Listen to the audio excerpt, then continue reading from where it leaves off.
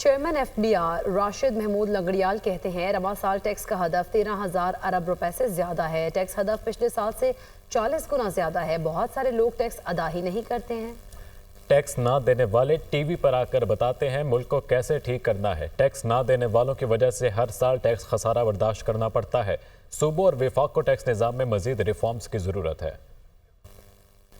Chairman FBR Rashid Mahmood Langrial कहते हैं रवा साल टैक्स का हदफ 13,000 अरब रुपए से ज्यादा है। टैक्स हदफ पिछले साल से 40 गुना ज्यादा है। बहुत सारे लोग टैक्स अदा ही नहीं करते हैं। टैक्स ना देने वाले टीवी पर आकर बताते हैं मुल्क को कैसे ठीक करना है। टैक्स ना देने वालों की वजह से हर साल टैक्स खसारा बर्दाश्त करना पड़ता है। सूबों और विफाक को टैक्स निज़ाम में मजीद रिफॉर्म्स की ज़रूरत है।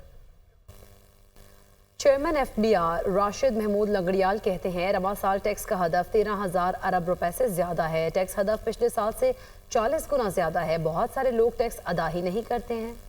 टैक्स ना देने वाले टीवी पर आकर बताते हैं मुल्क को कैसे ठीक करना है। टैक्स ना देने वालों की वजह से हर साल टैक्स खसारा बर्दाश्त करना पड़ता है। सूबों और विफाक को टैक्स निज़ाम में मजीद रिफॉर्म्स की ज़रूरत है।